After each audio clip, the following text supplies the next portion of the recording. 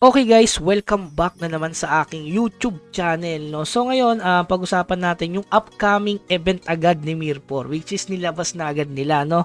So ito, kailangan yung magtabi talaga ng Asian coin, kaya nilabas natin tong content na to para maabisuhan na kayo na kailangan nyo na magtabi ng Asian coin, guys. Ayan. So ito nakalagay second Rockcast ng October 31 after update, yan November 13. So sa October 31, ito yung una, di ba? So ayan. So may second kasi 800 day na pala ni Mirpor, guys. So hanggang November 13. So meron silang aasahan natin yung 7 days check-in kasi hindi natin maklik. So ibig sabihin wala pang information.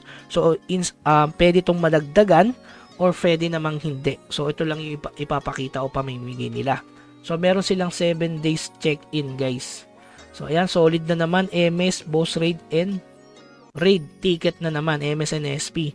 Tapos ito, pinakamaganda sa alt. Alam nyo naman na nagpa-farm yung mga alt natin nung box. Hindi pa tayo tapos sa box. Ito na naman, another pumpkin candy. So asahan natin na 14 days yung event na yan. So ipon ulit kayo ng nung parang ipapalit nyo sa ticket. O ipapalit nyo sa mga enhancement, legendary enhancement, epic enhancement. So marami na naman makakapag plus 8 ng tier 4 item. So, pumpkin candies. Tapos, ito, sa third event nila, ayan, Asian coin, kailangan nyo na magtabi.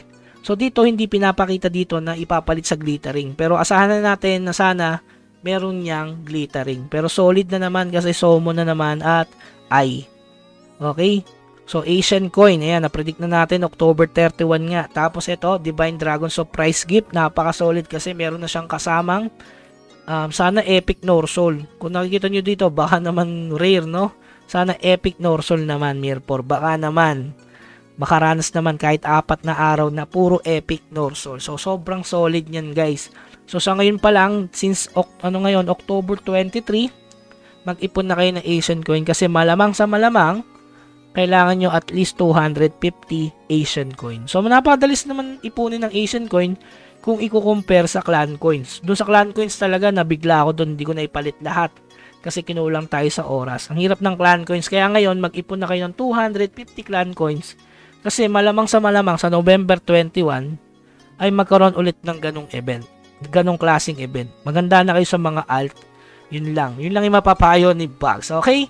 So, yan. Dapat updated kayo para di kayo nahuli sa balita. Huwag niyong kalimutan mag-subscribe, mag-like, mag-share. At syempre, i-follow yung ating FB page. Okay? So, yun lamang, guys. Hanggang sa muli, happy grinding, paalam.